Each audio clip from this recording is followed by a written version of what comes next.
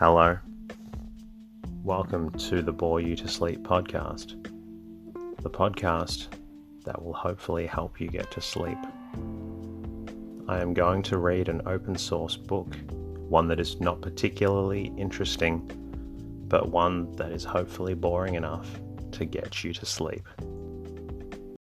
Tonight's reading comes from Twice Round the Clock by George Augustus SALA. This story looks at London life in the mid-1800s, during the day and during the night, hence Twice Round the Clock. My name is Teddy, and I aim to help people everywhere get a good night's rest. Sleep is so important, and my mission is to help you get the rest that you need. The podcast is designed to play in the background while you slowly fall asleep. Thank you to all the listeners who reached out during the week. It's so great to hear from those who receive benefit from the podcast, and it's such a compliment when you reach out or leave a review or rating in your podcast app. As always, I am truly grateful to the listeners that support the show with a monthly contribution on Patreon or Anchor. The podcast is completely free, and it is thanks to listeners like you that allows me to bring out more episodes for those who need them. Whether it's $1 or $5, your monthly contribution allows me to bring out more episodes to those who need them. If you would like to become a patron or sponsor, please visit boytosleep.com. You can also say hello to me there. You can find me on Instagram and Twitter at boytosleep. If you know somebody who is struggling to get a good night's rest, please feel free to let them know about the Bore You to Sleep podcast. In the meantime, lie back, relax, and enjoy the readings. Twice Round the Clock, or the Hours of the Day and Night in London, by George Augustus SALA. Preface. Had I not 50 other valid reasons, did I not feel myself impelled to such a course by the long years of affectionate intercourse, which have cast sunshine on that highway of life, of which the shadier side of the road has been apportioned to me, I should still, my dear Augustus, dedicate this book to you. I could show, I hope, my affection and esteem in other ways, but to address you the epistle dedicatory of Twice Round the Clock is only your due, in justice and courtesy. Civility is not so common a quality among the eminent British authors of the day, and mutual admiration is not so plentifully displayed by our Fieldings and Smolletts of 1859, that we, middling and middle-class ink spillers, can afford to throw away a chance of saying a kind or civil thing to one another in the right way and in the right place. Do you, therefore, say something neat and complimentary about me in the preface to your next book, and I only trust that the task will confer as sincere a pleasure on you as it confers on me at this moment. But I might still, I must admit, admire you very much, without that admiration giving you a right to the dedication of a book relating exclusively to London life and London manners in the 19th century, herein, however, rests, I think, your claim, that you are the author of a capital book called Paved with Gold, replete with the finest and shrewdest observation drawn from the scenes we have both delighted to survey, to study, and to describe, and of which book, although the basis was romantic fiction, the numerous episodes were picturesque but eminently faithful photographs of fact.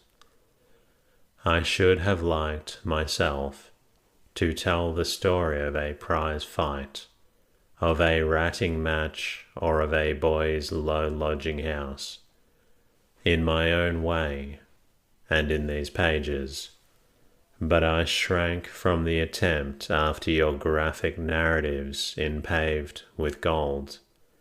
And again, you have not been for years the fellow labourer of your brother Henry, in those deeply tinted but unalterably voracious studies of London life, of which we have the results in Labour and the Poor, and in the great world of London.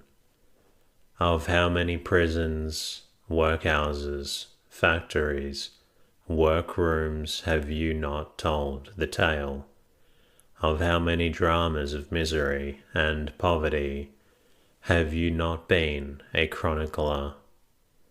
Let us bow to the great ones of letters, and reading their books with a hearty, honest admiration, confess that the capacity to produce such masterpieces is not given to us, but let us, on our own parts, put in a modest claim to the recognition and approval of the public. Please remember the reporters. Please not forget the bone grubbers. Fling a pennyworth of praise to the excavators and night watchmen, who have at least industriously laboured to collect materials wherefrom better painters may execute glowing tableaux of London life. At least we have toiled to bring together our tale of bricks, that by the hand of genius they may be erected some day into a pyramid.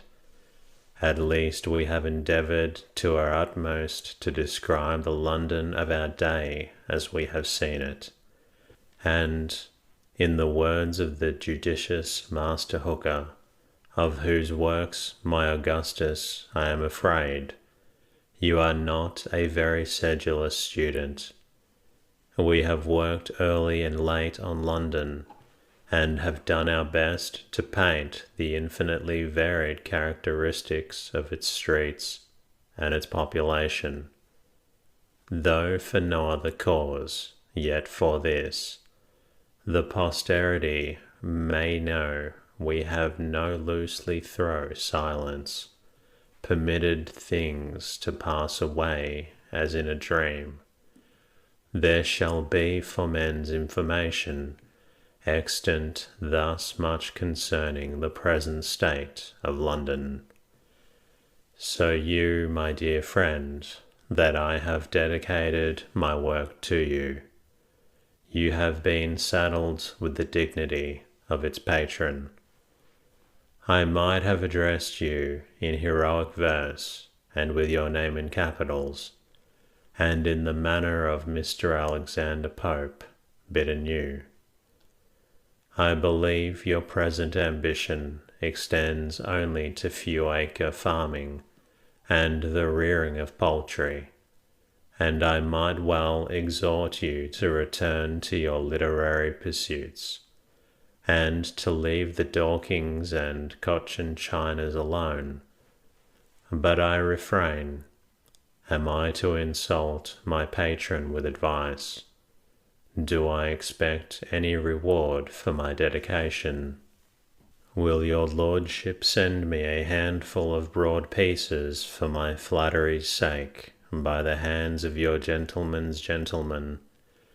Will you put me down for the next vacancy as a commissioner of hackney coaches, or the next reversion for a snug sinecure connected with the Virginia plantations or the Leeward Islands? Will your lordship invite me to dinner at your country seat, and place me between Lady Betty and the domestic chaplain? May I write rhyming epitaphs for her ladyship's pug dog, untimely deceased from excess of cream and chicken? Or will you speak to Mr. Secretary in my behalf, lest that last paper of mine against ministers in Miss Week's journal should draw down on me the ex officio wrath of Mr. Attorney General, and cause my ears to be nailed to the pillory?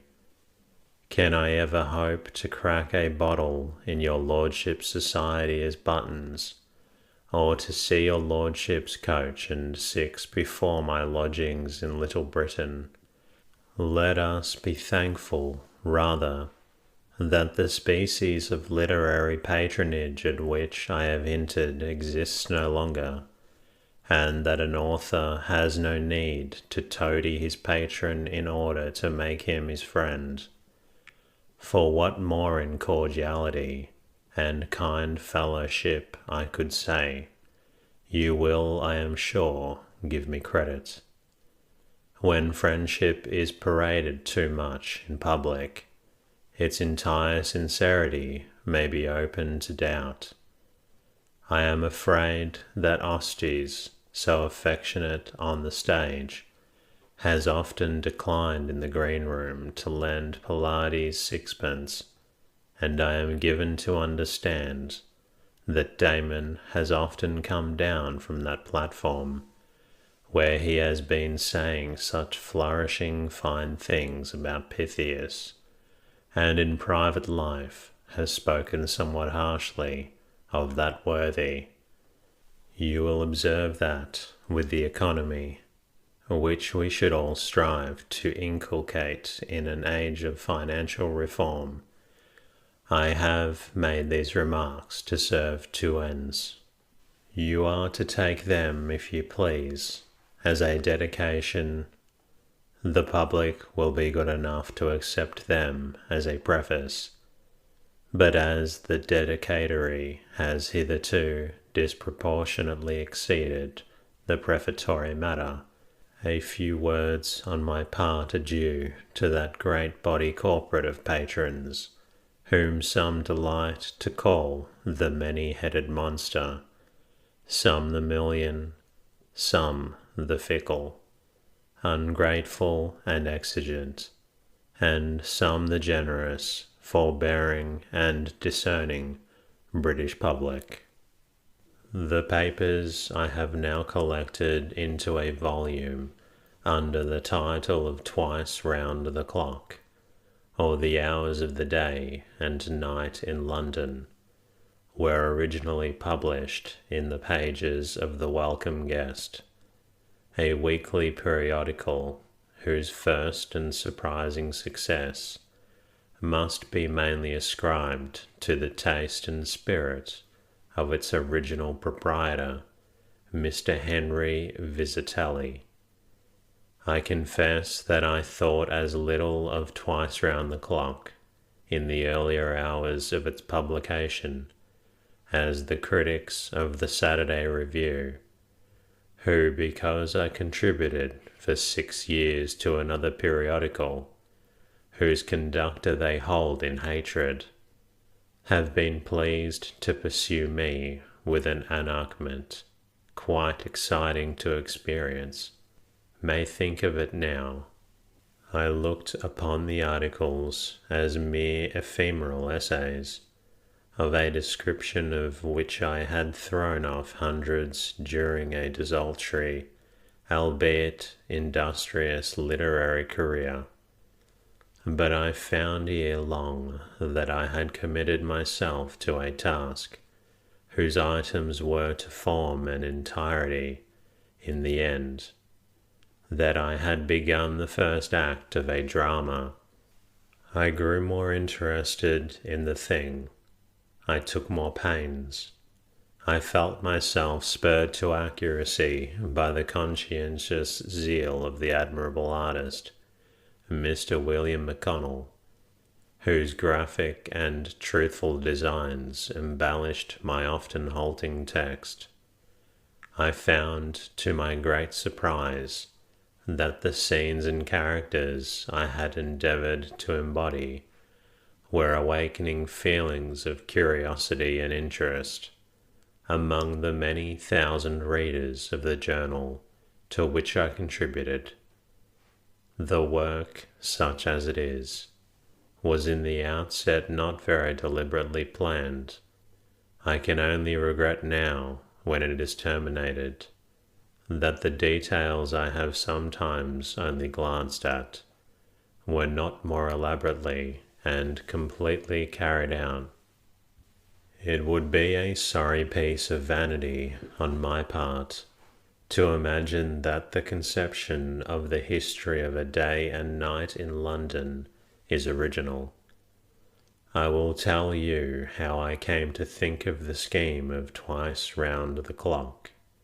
4 years ago, in Paris, my then master in literature, Mr. Charles Dickens, lent me a little thin octavo volume, which, I believe, had been presented to him by another master of the craft, Mr. Thackeray, entitled, but I will transcribe the title page in full. The date of publication is not given, but internal evidence proves the opuscule to have been written during the latter part of the reign of George II, and in the copy I now possess, and which I bought at a rarity price, at a sale where it was ignorantly labelled among Facety, it is the saddest book, perhaps, that ever was written. In my copy, which is bound up among some rascally pamphlets, there is written on the flyleaf the date 1759. Just 100 years ago, you see. The work is anonymous, but in a manuscript table of contents to the collection of miscellanies, of which it forms part, I find written by Tom Legg. The epigraph says that it is printed for by the author, and is to be sold by T. Legg at the Parrot, Green Arbor Court, in the Little Old Bailey. Was the authorship mere guesswork on the part of the owner of the book, or was Tom Legg really the writer of Lowlife? And if so, who was Tom Legg? Mr. Peter Cunningham, or a contributor to Notes and Queries, may be able to inform us. I have thus particular for a reason, that this thin octavo is one of the minutest, the most graphic, and while in parts coarse as a scene from the Rake's Progress, the most pathetic picture of London life a century since that has ever been written. There are passages in it irresistibly reminding one of Goldsmith, but the offensive and gratuitous coarseness in the next page destroys that theory.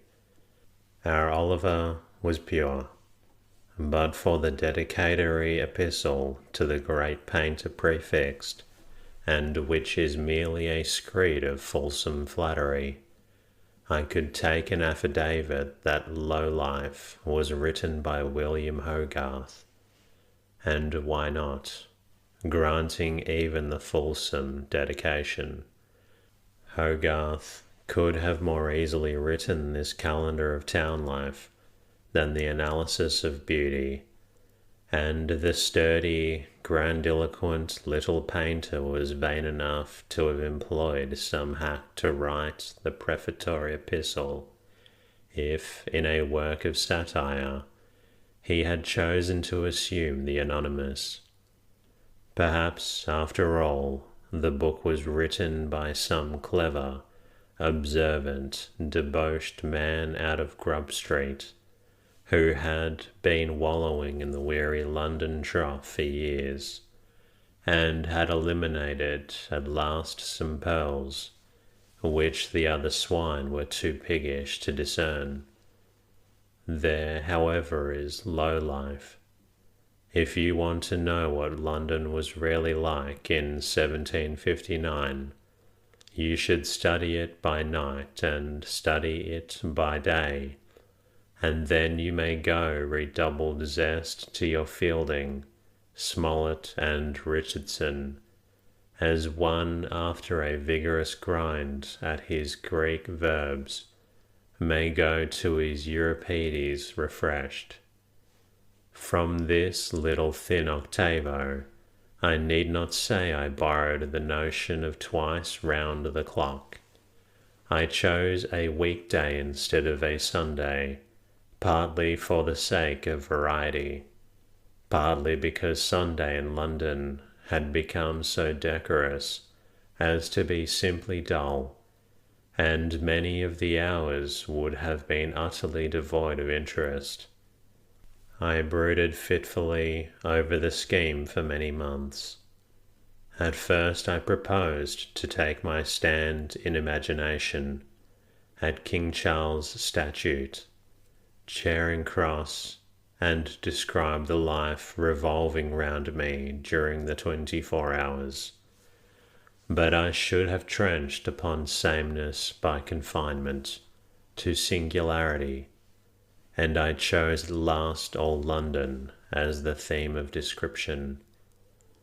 A mighty maze, but not without a plan. As a literary performance, this book must take its chance, and I fear that the chance will not be very favourable. Flippant, pretentious, superficial, and yet arrogant of knowledge, verbose without being eloquent, crabbed without being quaint, redundant without being copious in illustration, full of paradoxes not extenuated by originality, and of jocular expressions not relieved by humour.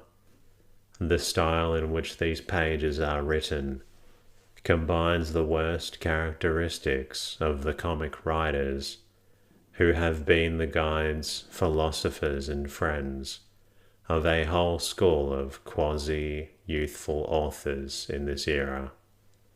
I have reviewed too many would-be comic books in my time not to be able to pounce on the unsuccessful attempts at humour in Twice Round the Clock.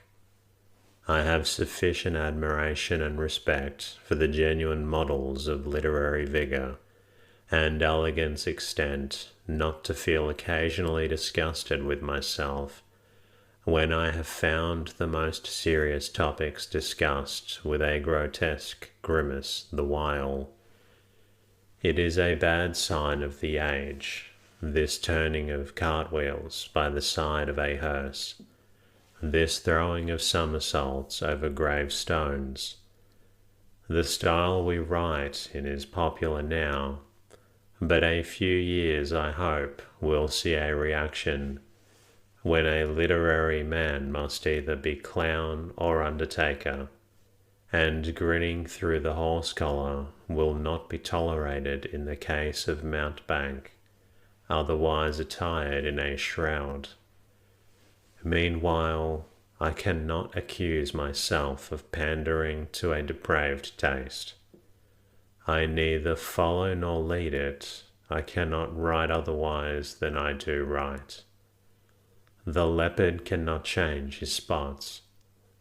Born in England, I am neither by parentage nor education an Englishman, and in my childhood I browsed on a salad of languages, which I would willingly exchange now for a plain English lettuce or potato.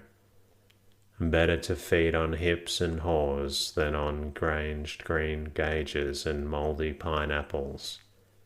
I read Sterne and Charles Lamb, Burton and Tom Brown, Scarron and Brantome, Baccio and Pigel a Brune, instead of Mrs. Barbauld and the stories from the spelling book.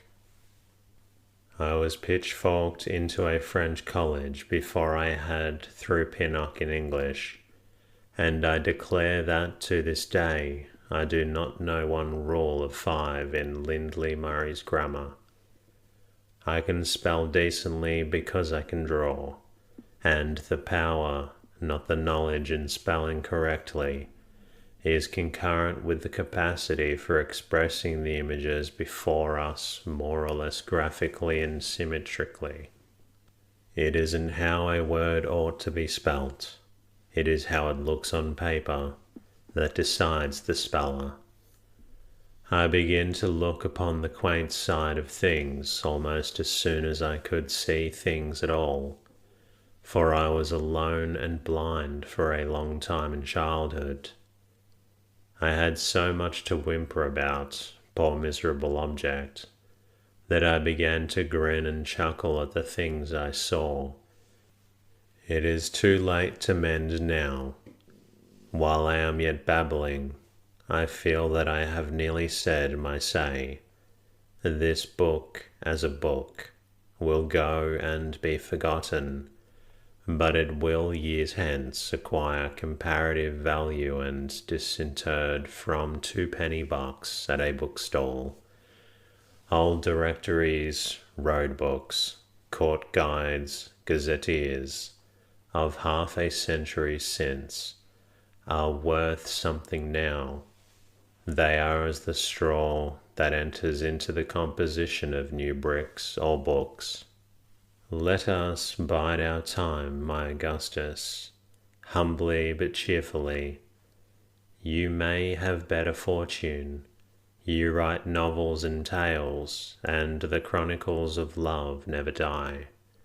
But if in the year 1959 some historian of the state of manners in England during the reign of Queen Victoria points an allusion in a footnote by a reference to an old book called Twice Round the Clock, and which professes to be a series of essays on the manners and customs of the Londoners in 1859. That reference will be quite enough of reward for your friend. Macaulay quotes broadsides and Grub Street ballads. Carlyle does not disdain to put the obscurest of North German pamphleteers into the witness box, albeit he often dismisses him with a cuff and a kick. At all events, we may be quoted some of these days. Dig us, even if we are kicked into the bargain. Reader, were you ever up all night? You may answer that you are neither a newspaper editor, a market gardener, a journeyman baker, the driver of the Liverpool Night Mail, Mrs. Gamp the sick nurse, the commander of the Calais packet, Professor Airy, Sir James South, nor a member of the House of Commons. It may be that you live in Clapham, that one of the golden rules of your domestic economy is gruel at 10, bed at 11, and that you consider keeping late hours to be an essentially immoral and wicked habit, the immediate prelude to the career and the forerunner of the fate of the late George Barnwell. I am very sorry for your prejudices and your susceptibilities. I respect them, but I must do them violence. I intend that, in spirit, if not in actual corporeality, you should stop out not only all night, but all day with me, in fact, for the space of 24 hours, It is my resolve to prohibit your going to bed at all. I wish you to see the monster London in the varied phases of its outer and inner life, at every hour of the day season and the night season. I wish you to consider me the giant sleeping and the giant waking, to watch him in his mad noonday rages and in his sparse moments of unquiet repose. You must travel twice round the clock with me, and together we will explore this London mystery to its remotest recesses, its innermost arcana.